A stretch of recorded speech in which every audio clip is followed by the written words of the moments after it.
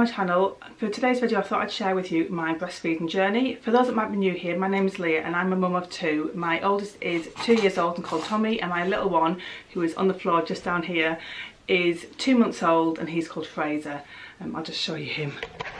He's currently laid on a little blanket on the floor.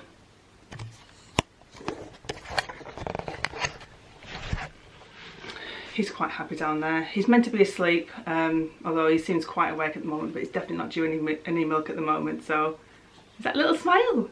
Is that a little smile? You don't give many of those out, do you? Do you? No. So if you do hear anything, that's him down there.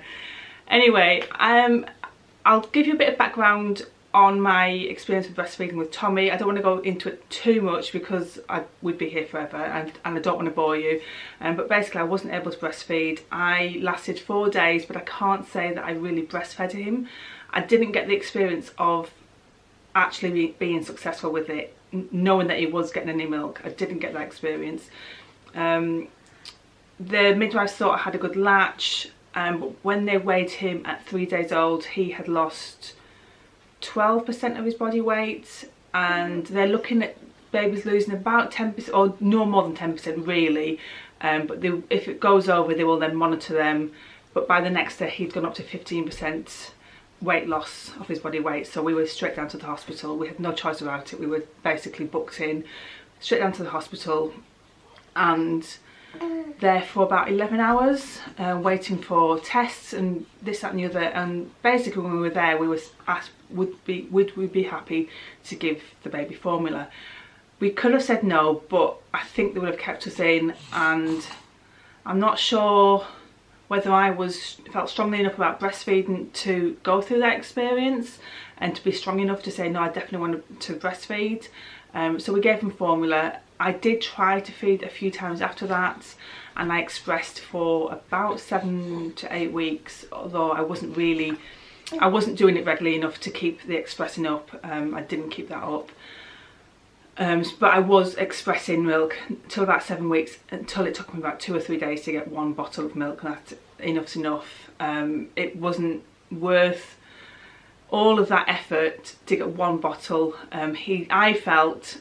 Personally I felt for my baby that he'd got the best of the milk at the beginning. He'd had a good little start in life, and it was now time emotionally for me as well as physically to move on from that and to just formula feeding. But he was majority on formula milk at that point anyway. So I didn't have a good experience with breastfeeding with Tommy. It wasn't a positive experience at all. I don't feel like I got the support I needed early on. By the time we were offered support, it was too late. He had lost too much weight. Someone did suggest that he might have had a tongue tie, but when I went to the breastfeeding clinic they said he didn't really, and they could have cut it, but it might not have improved things. And I didn't get it cut, and here we are 2 years on and he was formula fed, and he is a healthy little boy, and I have no regrets in my decision on doing that. We had a good routine, probably because he was formula fed. You know, I was on a bottle, so I was able to regulate his feeds, and it worked out fine for us. Round 2, and I thought to myself, right, I'm going to give it another go, but I don't want to put as much pressure on myself. I said I wouldn't put that much pressure on myself first time around, but when it comes to it, man, the mum guilt is crazy. It is real. I felt so guilty about stopping, about not being able to do something that was meant to be so natural. I'm not going to go into that because I did I mention, I did talk about it a little bit in a video. I prepared a video on the benefits of feel like I'm crying. I'm not crying. I have a swollen eye, by the way. I've got no eye makeup on at the moment, so if my eye looks a little bit funny, it's because I've got this really swollen eye right here. It is going down, but last night it just popped up out of nowhere, and it was still there this morning, and it seems to have eased off a little bit, but this eye was kind of partially closed last night and this morning, so if my eye looks a bit odd, that's why. Anyway, I'm not crying, just sore eyes this morning. yeah, the guilt on not being able to feed, and I did create a video on the benefits of, oh dear, I've now got the baby on my knee because he was a little bit sick, not much, just a little bit. I did make a video on the benefits of bottle feeding, because there are benefits to bottle feeding your baby, and if you're not able to or don't even want to breastfeed your baby, you shouldn't feel guilty about that. It's got to be a personal choice for you and your family. But the guilt on not being able to do something that was meant to be natural was horrendous, and I didn't suffer, or I don't believe I suffered with postnatal depression, but I definitely was on the verge of it. I believe, looking back now, I was definitely on the verge of it. Dealing with that, the emotions of that, I had a very difficult labour and birth, and it did emotionally affect me for quite some time. I was quite traumatised by the whole experience, and it did take me some time to kind of get over that. So round 2, I decided that I would give breastfeeding a go again, but I wasn't going to put the kind of pressure on myself that I did the first time around. Easier said than done, but I thought I'd give it a go. My labour was 100 times better than with Tommy, with my first. What was a 50-hour labour first time around was probably only a 2-hour labour second time around. I was induced, but they didn't need to do much to induce me, and this baby came. My waters were broken around 9 AM, and by 11:20, I think, 25, he was here. And I wasn't having contractions when they broke my waters. So yeah, I'd say within 2 hours of labour, he was here. So completely different. So that would have had an effect on the baby. I believe that Tommy was tired, traumatised by the labour himself and the delivery, because of the experience he's had, because you know, he goes through the same thing as, you know, the baby goes through the same thing as the mum does. This time around, completely different. He latched instantly, whereas Tommy didn't, so I was able to get that latch straight away. So straight away we had a positive experience with feeding. I wasn't quite as out of it as I was first time round. Sorry, with Tommy I wasn't quite as tired because I hadn't laboured for as long, so I was more kind of awake. So that was brilliant straight away. I did have a cannula in my hand, so my hand was sore, and they were saying to hold him in certain positions, and I found it really hard because I don't know about anyone else, but maybe I'm just a little bit squeamish by the idea of moving and it popping out, but it does hurt. And I have big babies, both of them were over 9 pounds, and trying to hold a 9-pound baby in an arm where you've got a needle, and they didn't put the needle in my hand, but put it further onto my wrist because it wouldn't, my veins just disappeared, and so they had to put it up onto my wrist, so it was kind of in a really awkward position. So I did find it hard to kind of get him into the right position to hold him, but we did seem to be getting the latch right, and he was feeding, so that was good. Then we were sent home the following day. We were only in one night. Oh really?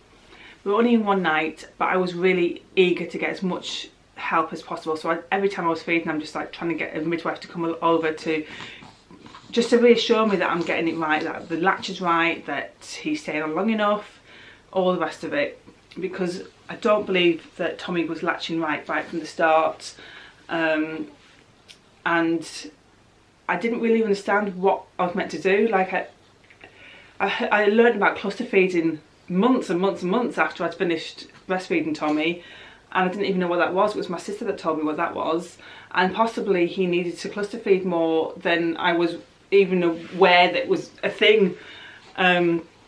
So I knew this time that it might be a thing that I'd have to just keep feeding, which every time we forced, I'm like, put them on the boob, just to make sure I got it right. Then they came to weigh him at, I think, 3 days old. It was Christmas Day, because he was born right before Christmas, so the midwives came on Christmas Day, and he had only lost, I think it was Christmas Day they weighed him, only lost 8.5% of his body weight. So it's getting high because they don't want it to go over 10%, but for me that was amazing. I was so pleased with that. I felt like we were winning the breastfeeding game. It was hard because it was painful, and I was still struggling with trying to get the latch right, and he's a heavy baby and he's a bit of a wriggler, and he always has been. So that trying to keep a baby in one position while feeding doesn't always work out very good. But I thought his weight hasn't dropped too much. We're on to a winner here. But it did hurt. I would say to any mum who has tried to breastfeed and hasn't been successful, if you look at another mum who has been successful, do not think for 1 second that it's been easy for them. I believe that it's possibly easier for some than it is for others. I definitely believe that. I think some struggle far more than others do, but I also believe that some work through those struggles, sometimes past things that they really shouldn't have had to work through, but they've done it. And I take my hats off to them, because it is blooming hard.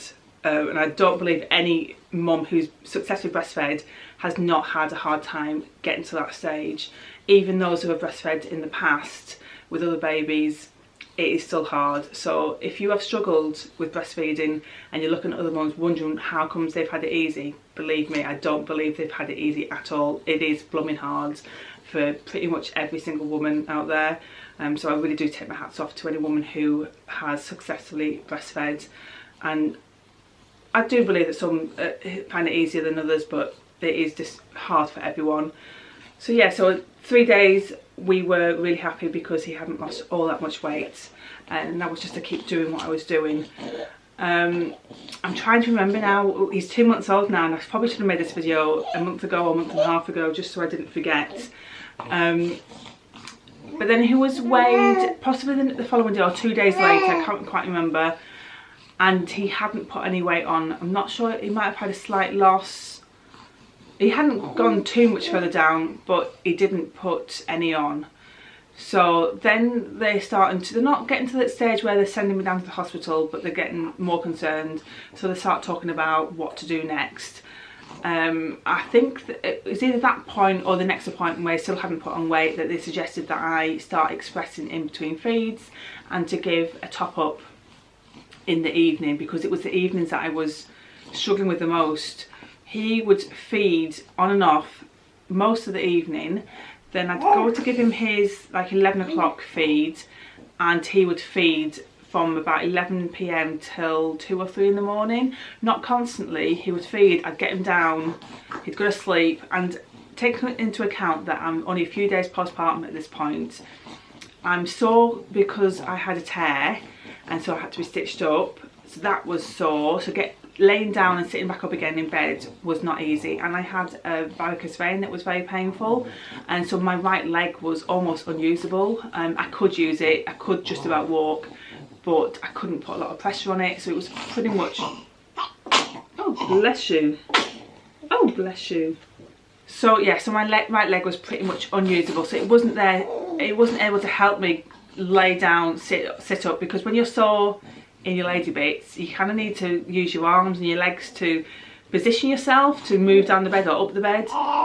So I'd lay him down after a feed, he'd go to sleep, and I think, right, he's asleep now, I'll safely be able to lay down. It would take me a while to do that because I'm trying to shuffle my way down the bed without pulling my lady bits that were very, very sore, with a sore leg that didn't work very well. And I'm heavier, I'm 2 stone heavier at the moment. It was probably even more then at that point, because I was only a few days postpartum. Trying to move myself in bed was almost impossible, so it'd take me about 10 minutes to lay down. Almost the moment I'd lay down, he'd wake up again, and then I'd have to sit myself up again, which was really hard, and I'd try feeding him again, and then he would settle again, and this went on for hours. And then eventually I'd say to Keith, you need to wake up and you need to tell this baby, because I've fed him constantly for hours and he is not settling. So I was finding the night time really, really hard. I need my sleep, and I know everyone does, but I really, really need my sleep. I need 8 hours. I can't remember the last time I had 8 hours of sleep. So even on a good night, it's not a good night for me, because I still need a few extra hours of sleep. So I was coping on about 2 or 3 hours a night at that point, and middle of the night I just was not coping well. I was ready to give up the breastfeeding and just pack it all in. Keith would sometimes say, well, should we just put one formula? And it was so tempting just to go, yes. But then in the back of my mind, I would be thinking, but that's me giving up.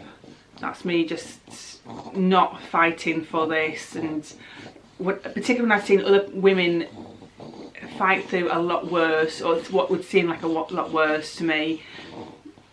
So I would then talk myself back into keep feeding. So yeah, so I was expressing in between to try and top him up in the evening, so that hopefully that would kind of fill him up a bit more in the evening, because it was just continuous and my nipples were starting to become very, very sore. Then I think there was one night, or maybe evening, when I was struggling to feed him, and I was so sore, and he was just wanting to feed constantly, because it was in the evening he just wanted to feed constantly. And he kind of still does a little bit now, like he often will have a few extra feeds in the evening, even though he's on formula. It's just, he must just be hungry in the evening. He's stocking up before bedtime.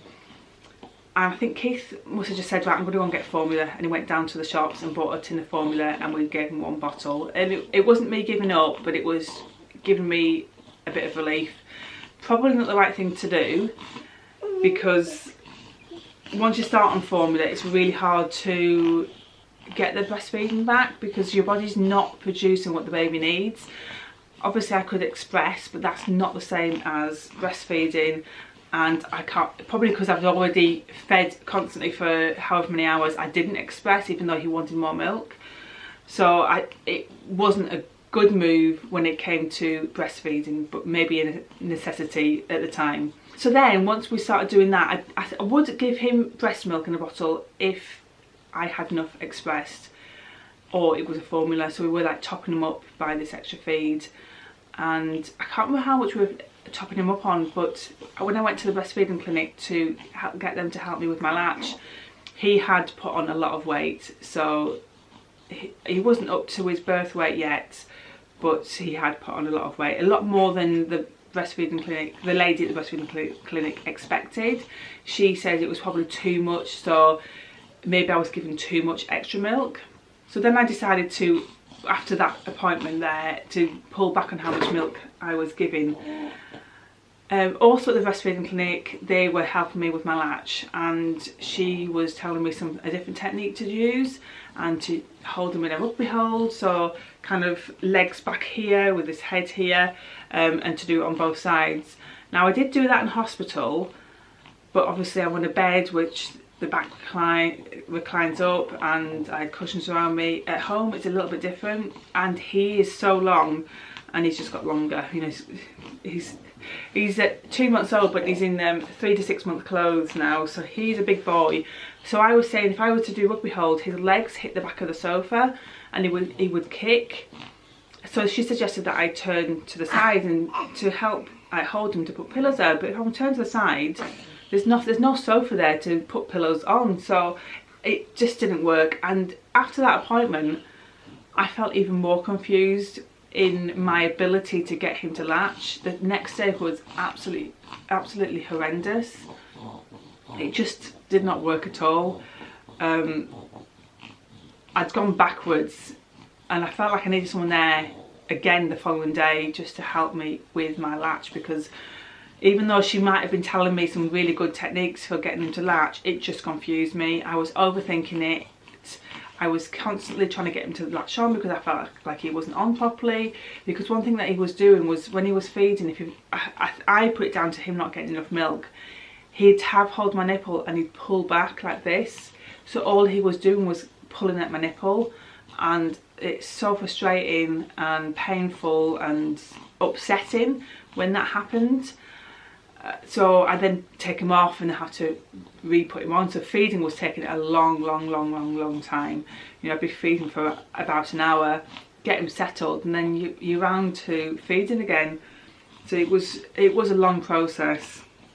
And so having that appointment, even though it was helpful, was also unhelpful, because I felt so confused about my ability to get him to latch, and I wasn't able to do the techniques that she'd given me. So that didn't help. And there was a couple of days while Keith was off work where I think at least one day where he took Tommy out, we decided that Tommy needed a treat, and we were going to take him to a play centre, but I decided to stay home and I was just going to concentrate on breastfeeding. So I'm going to be feeding him and expressing in between.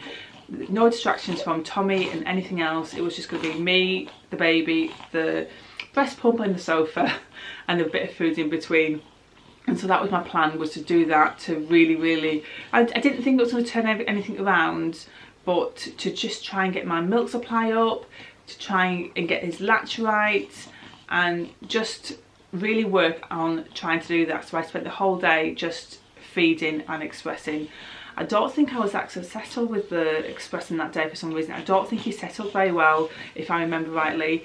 He just kept fussing and wanting to be held, so it was really hard to express, because by the time I'd settled him down to be able to put the breast pump on, he was wanting to be held again or be fed again, so that didn't work out quite as well as I'd planned. But I did just spend the whole day doing that, and I think I did that on that one occasion, but I might have done it on one or two other occasions as well, just to try and really encourage the milk and to get a really good routine with him, and well, not necessarily routine, but teaching him what he needed to do. If I remember, I exclusively breastfed for around 2 weeks, so this was fantastic. This to me had been a positive experience, because I had actually been able to breastfeed more than 4 days, and I know that he took milk. I heard him drinking the milk, whereas with Tommy I'd never got that experience. So I did have the experience that he was drinking the milk. I saw milk on his lips, I could hear it. So I did have that experience. So for me that was a positive experience, even though it didn't turn out that I was able to breastfeed in the end. I know that I did breastfeed him. I know that he got milk, definitely got milk. I could hear it and see it. And then the 3rd week was when we were starting to give more formula, and because we're starting to give more formula, I then backed off on how many times I fed him. So I was always either feeding or expressing. If I didn't feed him, I would express, and particularly at night, I dreaded feeding him at night. So I'd just get Keith to get up and feed him, and I would express in the night. And then it would happen that I would do that at 11 o'clock. So it would be the 11 o'clock one in the middle of the night as well, where I would just express and Keith would feed him either expressed milk or formula. Just depended what had happened that day and how much milk I'd been able to get off. And I was getting quite a bit of milk off. I'd say it would take me 2 sessions of expressing to get 1 bottle of milk. I think I was feeding him around 100 ml at the time, so I was getting around 40 to 50 ml each time. So it wasn't a huge amount, but it wasn't terrible. I was getting milk off, and occasionally I got more than that as well. So yeah, as the 3rd and 4th week came in, I was feeding him less, even though I was still expressing, and I absolutely dreaded feeding him at night. That was the one I hated the most. But as it kind of got further past the 3 weeks, I just dreaded it. I was talking to my sister about her experience with breastfeeding, because she was successful. She had a baby, for those that follow me will know that she had a little boy just a few months after I had Tommy, and she was successful with breastfeeding, but I know it was very difficult for her. It didn't come easy, and she really had to fight to feed her little boy. But she said she had a turning point around 3 weeks into it, so when her little boy was 3 weeks old. So I guess I had that in my mind, that just do it till 3 weeks, it'll get better, and by 3 weeks it was worse. The pain wasn't getting better, the latch was definitely not getting better, it was getting worse. I felt like I had a really good latch to begin with, and it just got worse and worse and worse. And so by 3 weeks it just hadn't improved. And I know a lot of the professionals will say give it 6 weeks, and maybe I should have done, but it was getting a lot harder to feed him, and they were kind of not putting pressure on me, but they did want me to top him up and to give either expressed or formula. And I was still having appointments every couple of days. Then when I had my appointment with the breastfeeding clinic, after I was there, I went and called the midwife, and she said, well, we'll see you next week. They weren't going to sign me off, they'll see me next week. and when I saw her the following week, he had lost a tiny bit of weight. Not a lot, but it was a small loss. So she basically said, can you please top him up every single feed? She didn't mind how much I was topping up. It could just be 10 mil, 20 mil, 30 mil. She didn't mind as long as I was topping him up each feed. Now, to express and to get enough to do that every single feed was almost impossible, particularly with a toddler at home as well. And so I was giving formula every feed, and so of course it just got progressively harder to keep up with the breastfeeding, because I was having to breastfeed and give a bottle, so having to do both every single feed. And I did have a toddler at home as well. So between that week and the following week, I think that must have been between week 3 and week 4, I pretty much gave up the breastfeeding. It got less and less, and I was still expressing, but by the end of the week I'd just given it up. I kind of had made a decision in my mind that's what I was doing. I knew that the reality was either I really had to give my absolute all to breastfeeding, to express in between, to up my milk supply, but I don't know how any other woman would be able to go out and have a life if they did that. I didn't see a way of being able to have a life to be able to take my little boy, my oldest boy, out to play groups or play dates or do anything else other than feeding this one and expressing. And it's so, you know, there was times when I missed expressing because I had to get out of the house to a midwife appointment. It was almost impossible to get to that appointment without expressing. If I was to express, I wouldn't be able to get to the appointment, and if I went to the appointment, I missed expressing, unless I got up really early in the morning. But who's going to do that? If you've not had much sleep that night, you're going to get up when it's time to, you know, get ready and leave. Maybe I should have got up earlier, but I needed my sleep and I was tired. But it got progressively harder that week to keep up the breastfeeding. So by the end of the week I had finished. It was done. I kept up the expressing, but I decided that I wasn't going to rule my life by the expressing. That if I had to go out and I couldn't fit that in, I wouldn't fit it in. I wouldn't be ruled completely by it. I do believe that there is benefits to breastfeeding and breast milk, but I also believe that a happy mum, me, is absolutely a necessity to looking after little ones. And if I don't have my kind of emotions intact, how can I look after these little ones?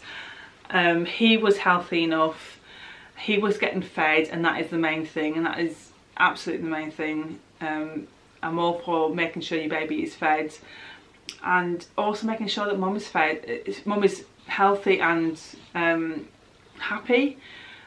And it was starting to get to me. The pressure was starting to build.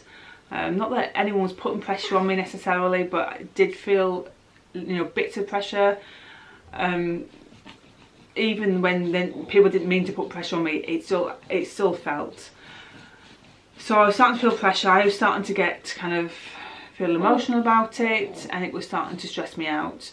And I dreaded the thought of feeding him. Absolutely dreaded the thought of feeding him. I would, you know, particularly in the evening, kids would say, "Do you want the baby?" And I'm like, in a second. And I didn't long to feed him at all. I just like would kind of put it off 5 or 10 minutes and then do it.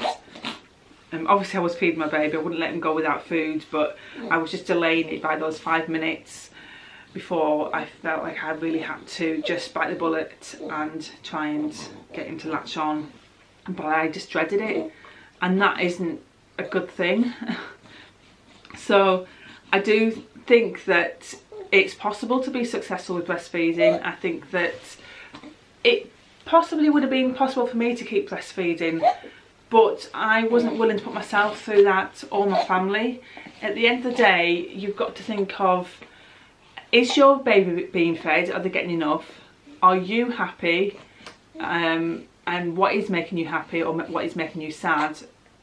And what is right for your family? Are the other people in your family getting the attention from you that they need?